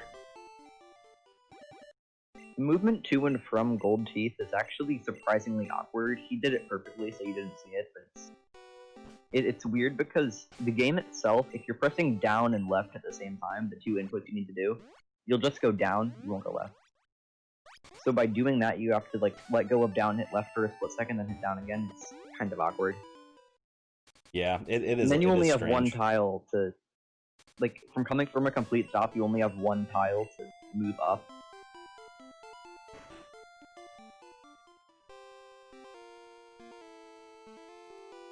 Just a fun fact thing to mention too. If you've played this game casual or you're familiar with it for the most part, you might think your typical gym order. You know, you get your Pewter City, your Cerulean City, your Vermilion City, which we've already done.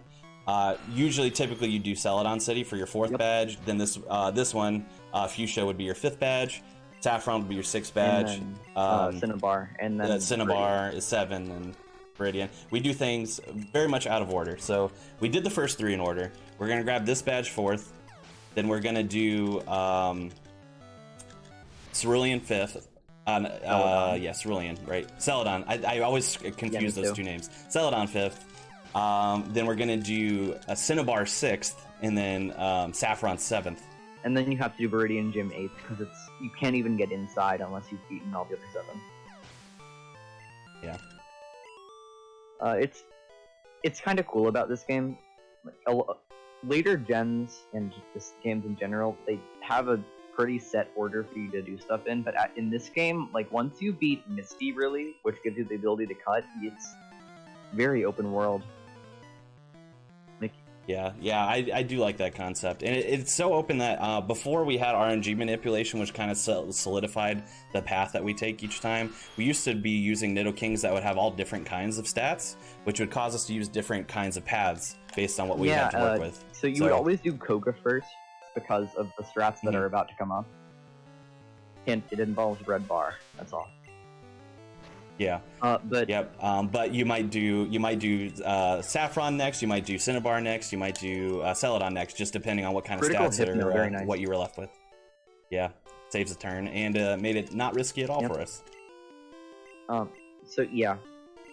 After this gym, like if you had really low speed, you would do Saffron gym first. Like you have high speed in this run, so you do it last. So you can outspeed your Alakazam. But if you had low speed and you couldn't outspeed it anyway, you would do that one first. You'd use an X speed and then just win or lose. Yep. So it was kind of cool to play around with different killer. Nidorans. Or back when that was a thing, I joined the community after that. But I don't think anyone except Exarion really wants RNG manipulation to not exist. Yeah, I'm pretty happy with its existence, honestly. Because you could get Nidorans with like in a marathon setting, you can get Nidoran with like a 0 DV attack, and that would be a run killing in any setting that's not a marathon. Wait. Yeah. Oh no! Oh no! Wait, self-destruct. How much does that do? Geez, oh god. Oh god. Yeah. Good thing you have to revive. It's terrible. Yeah. Well, I mean, you still beat Koga because you have the slaves. Oh, I didn't mention this. The way that you manage your bag is very specific, so that you do not get gym leader TMs after defeating them. Because getting the TMs wastes about an average of 4 seconds per TM, but some take longer. Koga's is the longest. So for the 5 gyms that you do that for, it's about 20 seconds. Oh, yeah. Okay. So if you rare candies, 10 health. Huh. Yeah. So, if you didn't catch on, we were playing a little bit of theatrics with you. That is the intended strat, and it actually worked out really fast because he can X attack there instead, and then just waste a turn. Yeah, just waste a turn for no reason. I forgot to talk about good AI. Yeah, that's another thing too. That's gonna matter, especially in the later parts. It matters there a lot. Okay, so good AI is a thing that essentially, it's how the trainers determine their moves, and it is not well coded at all, like at all. But essentially, what happens there is Koga sees that Nidoking is a poison-type Pokemon. He sees that poison is not very effective on poison, so he gives his poison moves a -1 priority. His only non-poison move on on Weezing is self-destruct. And so he self-destructs, killing himself and our Nidoking in the process, provided we take some damage, which is why we took damage earlier. We win the fight, we revive Nidoking to low health with rare candies, and and you'd be shocked how long this red bar is gonna last, and how safe it actually is. Yep, yeah, it's very safe, but you're gonna be alarmed because we're gonna be at very low health for a long time. Yeah, don't worry about it. But trust us, yeah. trust us. There's only one fight that has any risk, and we're gonna save for it. Mm-hmm. We technically don't have to, but we want to keep red bar. So because I only said we don't have to because I have the revives, obviously. But it's actually, and so I could just not save. It's actually faster if I die once to reload and then keep red bar. So again, red bar just saves so much time. Fun fact: this is my favorite menu in the game. This one. Yeah, this one's so great.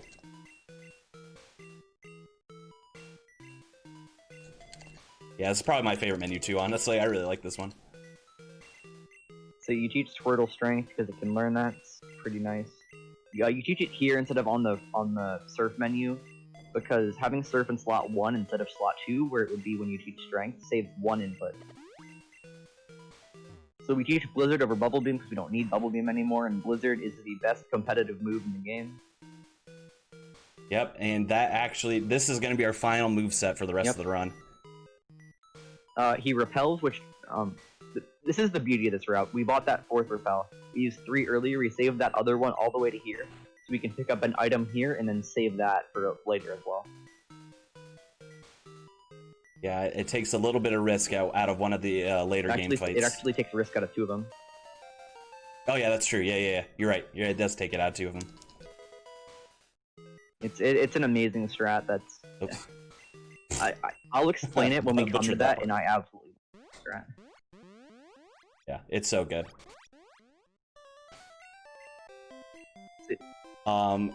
In old routes too, so we always would teach, even in older routes, we'd always teach strength to, or at least since I had joined, we'd always teach strength to Squirtle. But at points, when we would go to teach use a rare candy, the cursor would be on Squirtle because that would have been the last time we taught a move to it. So you could, if you were not paying close attention, accidentally use a rare candy on Squirtle instead of your Nidoking, which would pretty much be run over because it's gonna completely throw off your values of your speed for important fights and things like that. So good AI becomes progressively more important as the game progresses. But I'll briefly explain it. It gives super effective moves +1 priority, standard moves normal priority, and not very effective moves minus priority. And it'll always choose the move with the highest priority, or if they can use a battle item, they'll do that instead. Which is part of the reason why this is safe, because there are moves like agility and reflect and hypnosis that can be used, but they don't do damage.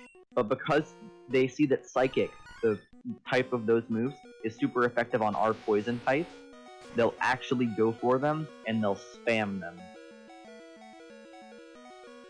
Whether or not they actually do damage. Mm-hmm. Which we exploit not only to not die, but we'll use that exploit to use items at key points as well. However, good AI is not something that all trainers have. Most trainers in the game, actually, including some E4 members, hilariously, have the AI use random move. But most gym leaders, I'm actually not sure about all of them, but I know that Lieutenant Surge and Misty do, and then all succeeding gym leaders do. I don't know about Brock, but I would assume he does as well.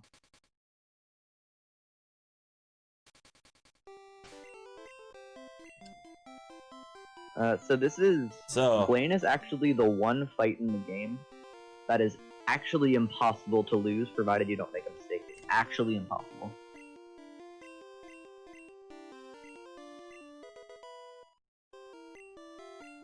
Not to mention, so we alluded to it before, but because we're so set up here and with our items and stuff, this part of the run is kind of like a boss rush, if you will. Yep. We're just gonna go gym to gym to gym and just conquer them. So weirdly, we're like an hour and 20 minutes in. We only had 4 of the gym badges, and as you can see, my estimate is at 2 hours. So you're like, oh, I wonder when we're gonna get the rest of the gym badges. Not to mention, we still have to fight the Elite Four. Well, the answer's now. Yeah, now, and we're gonna do it fast.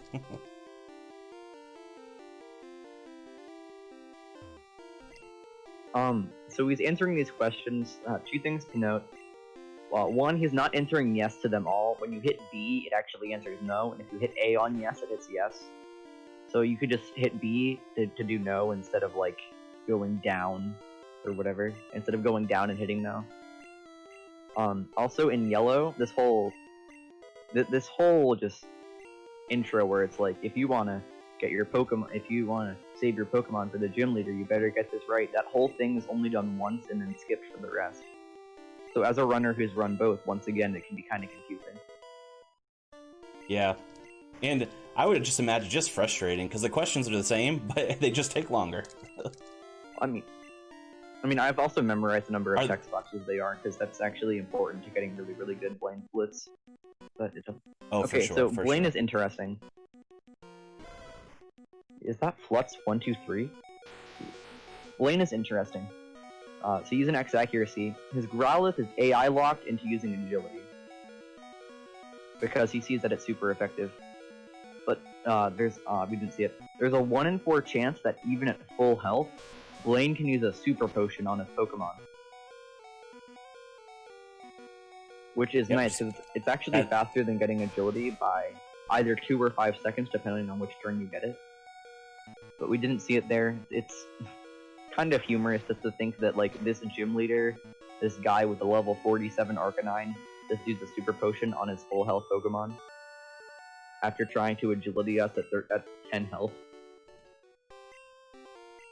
But yeah, the AI in this game was just not coded very well.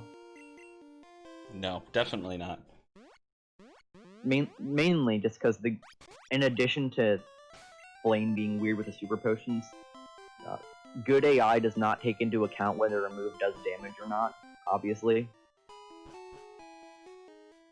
Which is fun because it means that you can beat like E4 members with like a level 5 Mankey in theory. Yeah, that's how weird the AI is in this game. It's just so odd. But we use it to our advantage.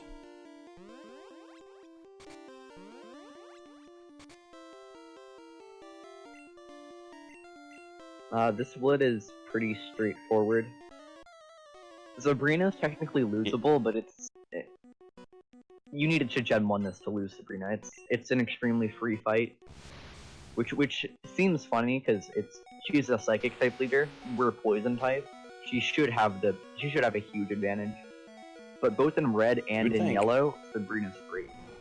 I mean, in yellow she's actually unlosable, but in this game she's free. But as we said before, on older routes or before RNG manipulation, back when you didn't have a manipulated Nidoking, sometimes you would not outspeed this Alakazam without an X-Speed, so you'd have to X-Speed on Mr. Mime, which is all in all about 40% the die. Some other things I want to bring up is that instead of effort values or EVs in this game, there's stat experience. And due to there being stat experience instead of EVs, I should explain it first. Stat experience is essentially you get boost to your stats on your level depending on what you fought. So like fighting an Onix will get you a little bit of stat experience depending on what Onyx's stats are. Or if you fight a Geodude, it gives it to you based on what their stats are. This game is routed so tightly that your stat experience allows you to outspeed Sabrina's Alakazam by 1. Yep. So like if you're like making a homebrewed route or whatever, you think I'm gonna optimize red. Taking stat experience like that into account it's so unbelievable. Like how optimized. Yeah, absolutely crucial. Oh, by the way, this next fight is the one fight that we have to save for. It's kind of funny to think that like we're safe on Sabrina, Blaine, Erica, Giovanni, these gym leaders, but this random black belt. Nah, he's a problem. This musclehead, yep. He's the one that can give us issues. He's about 1 in 7 to kill us. Let's just hope it doesn't happen. He has Karate Chop, which is about 70% to crit with his speed, and he has Low Kick, which could crit. He also has Leer, and he has one other move, I don't remember. He did get low kick, but he missed, so that Nice. works. He can also use an X attack. He has... Oh, and focus energy. Mhm. So we got through that, that's Oh, we nice. got- And now the Yeah, we got the good luck. safe for another 15 minutes. Feels good. Oh, yeah.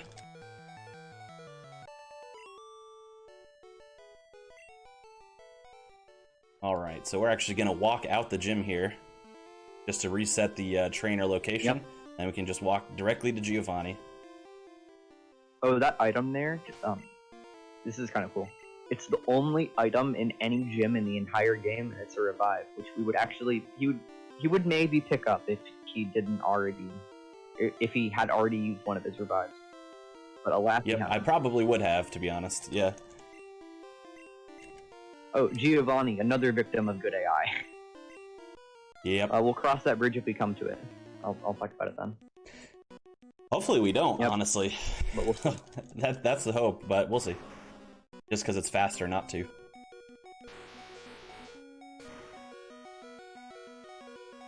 It's, But yeah, just a longish fight because he's full party. yes, Oh no, five, yeah. no, he has 5 It's actually. kind of funny that he's Yeah. a ground type trainer, yet all of his Pokemon, are except one, are one hit KO'd by Earthquake.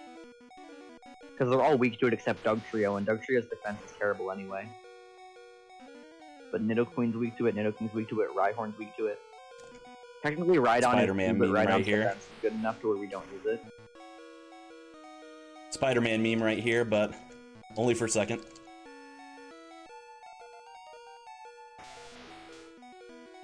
Who's the real Nidoking? So here's Ah, Rhydon. darn. Oh, got the frozen. Nice. Okay, so I'll It's a little bit faster. Yeah. So as we said earlier, one hit KO moves only hit. Okay, that's good. Good. One hit KO moves only hit if you're faster or actually speed type the target. Rhydon is slower than us, but because he sees that Nidoking is poison type, he's locked into going for Fissure, which he can't hit. Yep. Not Giovanni can possible. also use a guard spec on it, but either way you take no damage. But we got the less usual route, which is that we freeze him solid. Yep. And we also, yeah, like you had mentioned, we could also just get it in one if we had hit the range or crit. Yeah, it's not a great range, but I like to say that that is Yeah. the last Pokemon in the game that we do not one-shot here. Hopefully. There's one Pokemon that's like 6% in this fight to not get one-shot. Yeah, and there is one Pokemon in a future battle that I will purposely take 2 turns to defeat. Yeah, 2 turns, yeah. But we'll cross that bridge I'm when not we get even to it sure as what you're well. talking about, I'm excited. Maybe I'm just not thinking about it enough. Ooh, no X factor. Yeah, you'll know when you get there. You'll definitely know. Okay, there's a 90% Blizzard in this fight that we've gotta hit. Yeah.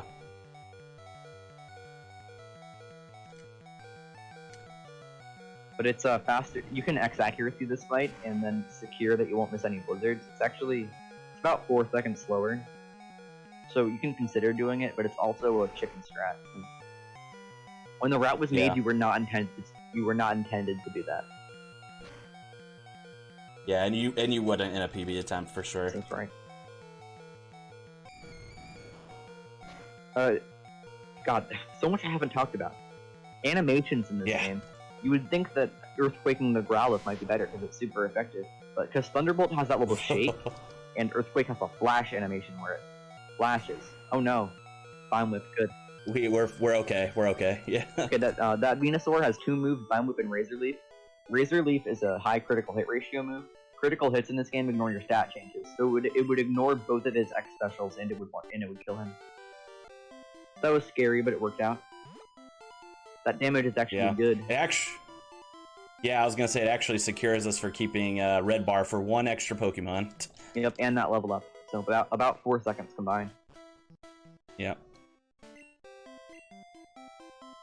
But throughout the entire run, he's been using shake moves. So moves with a shake animation. Generally, it's moves with a secondary effect.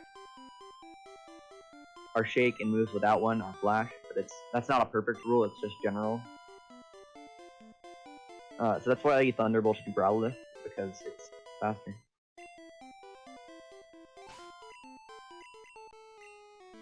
Good. I would say I'm about 30% to use strength there by accident instead of surf. Fun fact: this water that he's on cannot generate encounters at all, which is nice because our repel would be a lot tighter if it could, but it can't. Yeah, it can't. Yeah, we only use the super repel to get through that small patch of grass before we fight the rival mainly. Yep, and then elite form or victory road movement is pretty tough. It is tough, and I'm gonna preface it that I'm not great at it, and I usually have to use at least I'll usually have to use one extra menu usually here. Do a swag boulder. I'm gonna try. If you do it, I get to explain it. Yes, I'm not gonna do it here. I'll probably save it for one of the longer, like just straight paths, but I don't want to screw this one up. There's not much to say about the boulder puzzle. If you push the boulder, you put it onto the thing. That little white shiny thing, that's right there blocking your path will be lifted. I'm not sure what that's supposed to be, but it's a cool puzzle. Yeah, I'm gonna take it a little easy there. Oops. See, told you, not too great, not my strongest point, but.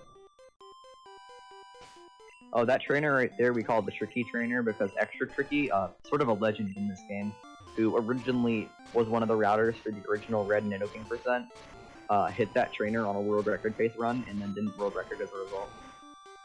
I mean, he tied world record, but he already had it, so. That was also back when we used in-game timer for timing instead of RTA. Real-time attack. Yep. Why it's attack is beyond me, but I don't make the rules. Yeah, I don't make the rules either. Yeah, and obviously the main. I think we switched it before. I can't remember if we switched it before RNG manipulations, but regardless, because we use RNG manipulations, because we have to save and quit, in-game timer is no longer reliable, so we have to do RTA because we do a lot of. I mean, to be fair, in-game timer wasn't that reliable in the first place. But... Yeah, that's why I couldn't remember if they had made the change already. It was anyway. made for RNG manipulation, but okay. The only reason that in-game timer was, dude, he's not gonna choke, and even if he CLP 33, my man, why would you say that? He's not gonna choke, and even if he does, he's gonna win. That's right. So I'm gonna have to use an extra menu here. No, I think you're fine. Pretty sure you're fine. I'm gonna risk it. No! Wait, you weren't fine? I didn't see an extra step. No, I wasn't fine, and I was like, it's like 4 tiles. I'm gonna risk it, and I hit an encounter anyway. Victory road encounter rates will be small as well. It's like like 4%. That's gunner luck, as we call it. Yep. Also, no CLP. He has revived, so this one cannot be stamped down. That's the right Nidoking. Yeah, just gotta make sure the stats are good. Alright, swag time, let's try it. I'm not very good at it, so.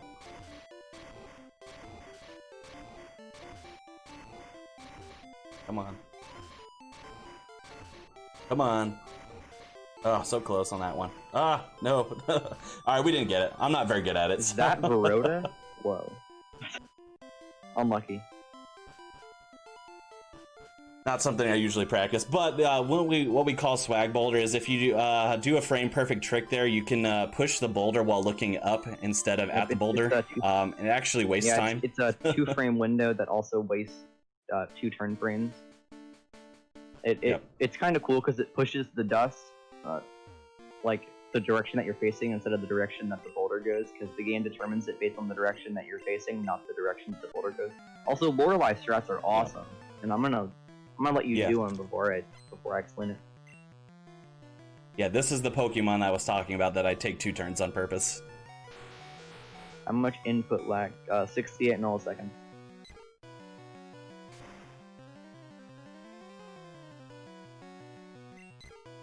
So he swaps to Pidgey. Dugong kills Pidgey. But we're at low health. He just used Aurora Beam. Rest. Interesting. Dangerous. Okay, now I can talk about it. Yes. Lorelei has good AI. And so when you swap to Pidgey, she has good AI, is also cheater AI essentially. She reacts to you swapping into Pidgey before you've even swapped and uses Aurora Beam. Then you swap back into your Nidoking, and because of how Lorelei's AI works, she is guaranteed to use a status move turn 2. And because Rest is Psychic type and super effective, she will always Rest turn 2 on a Nidoking. Against other Pokemon, she can Growl as well. But it guarantees your Lorelei win unless you Gen 1 misses on your Pidgey, which I've personally never seen, but it's definitely happened. I have not seen it either. Bruno is a 2% death. Again, not much of a worry. He needs to use Slam, which is 1 in 5.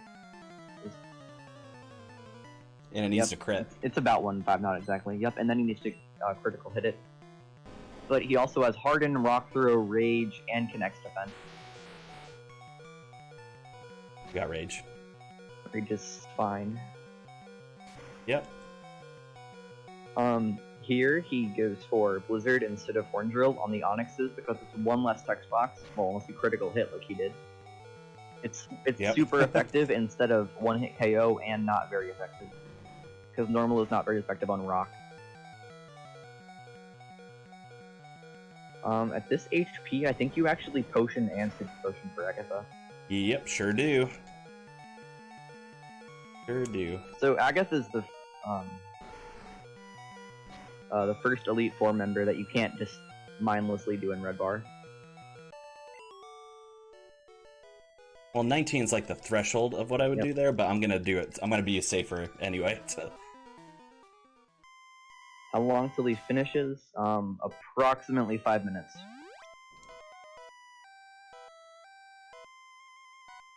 So there's a thing called YOLO Agatha where you would do Agatha in Red Bar. That's a pretty desperate strat is a better way to put it anyway. And it's especially bad in a marathon setting. Here he potioned and super potioned because he would likely have to potion for Lance. And if you have to potion for Lance, it's better to do it on Agatha menu. But this strat is very, very cool. You rare candy there. When you level up, your added badge boost wear off. Confused for unlucky. Yeah. That's pretty much the worst outcome. Hit self, no. Yeah, hit self, but spoiler alert, we save on the next turn, so okay. we're okay. Good. Just a little slow. You X special. Oh, oh, please no. No! Confused, right? No! Not hit self.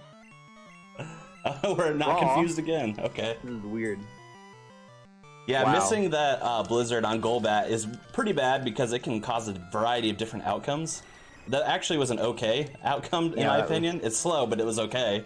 Yeah. That was interesting. The worst one that can happen is he can use Haze, which eliminates all status benefits. Which includes your added badge boost from X Special, which is what allows you to outspeed this last Gengar.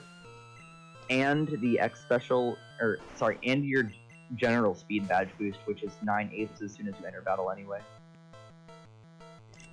Yeah, so what we would have done, we have 1 X speed left, which we usually use on Lance, but if I had been Haze there, I would have used it on the Arbok. And then you would have instead. double X Special on Lance. Yep. Looks like this is... you have to heal this 3 times, it looks like. Yeah. Unlucky.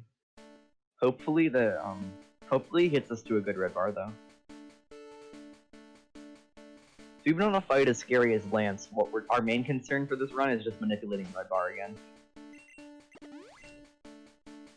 Because of Lance's good AI, he's guaranteed to go for Hydro Pump with his Gyarados. Which, because it sees that Nidoking is part ground type, and it's super effective. Alright, interesting.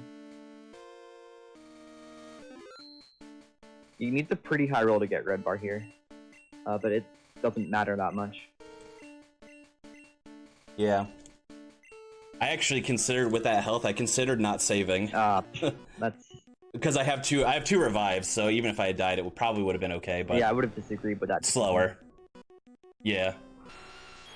Yeah, I mean, ultimately I didn't I do guess it ideally, because Hydro Pump miss would actually be pretty good here. Hydro Pump's only 80% accurate. Well, it hit. Let's see. Yep, it hit, but no red bar. 37. Okay, so that's a roll of 114, which is kind of low, but not that low. His minimum is 108, and his maximum is 128.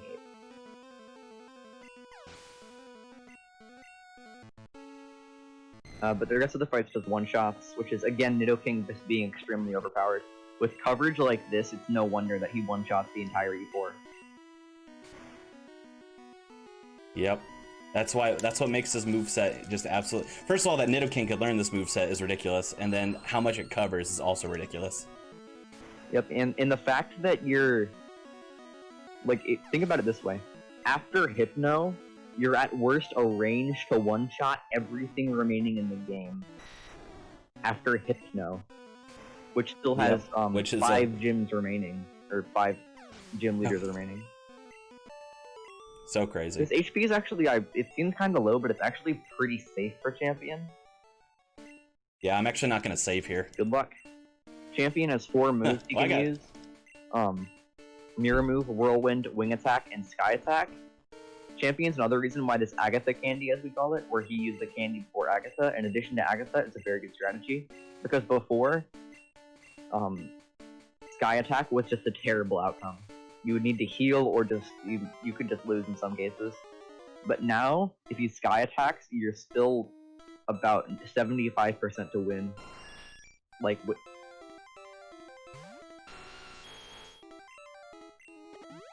But we'll see that if it comes to it.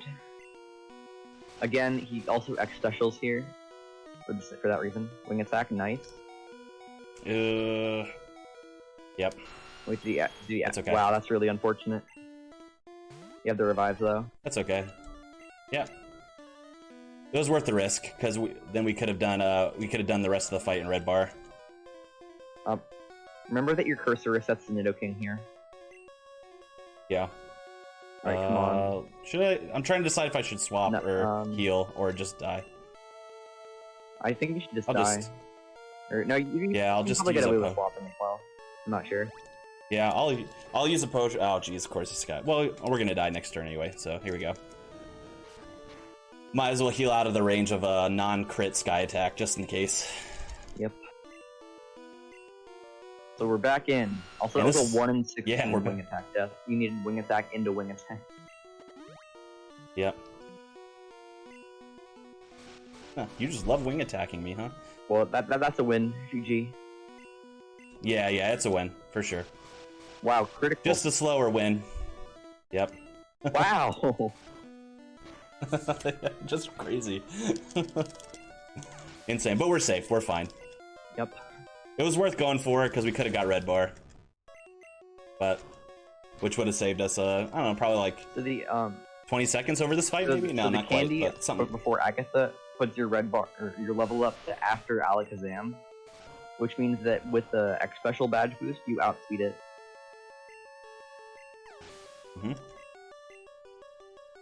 So, the strat, if you were to get Sky Attack turn 1 there, would have been to Blizzard the Pidgeot, and then EQ the Alakazam.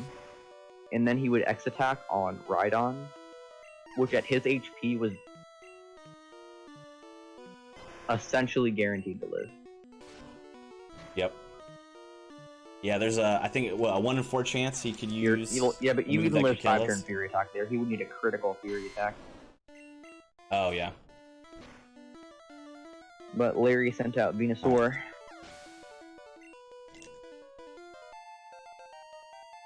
And that's that. Timing does not end quite yet. You guys still get another minute and a half of mashing. Oh, geez, we're gonna be just over estimate. Just over, yeah. And someday I will do this in my set estimate. I will.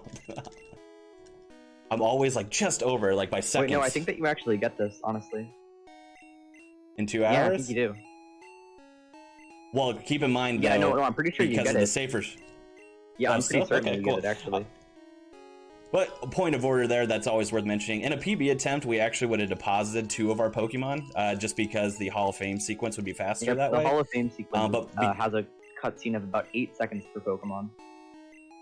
Yeah, so it's worth even going to the PC to deposit them because it's faster. But because we have the revives, it's worth keeping just in case we die. And it's not like you would deposit just 1, because A, that's not worth it, and 2, you wouldn't be able to have your revives. You would have 1 less revive effectively. But yeah, this is like a mid 159.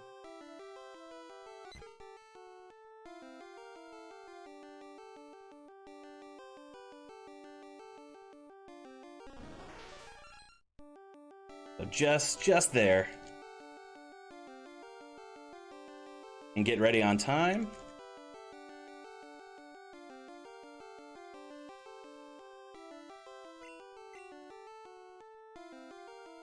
Time.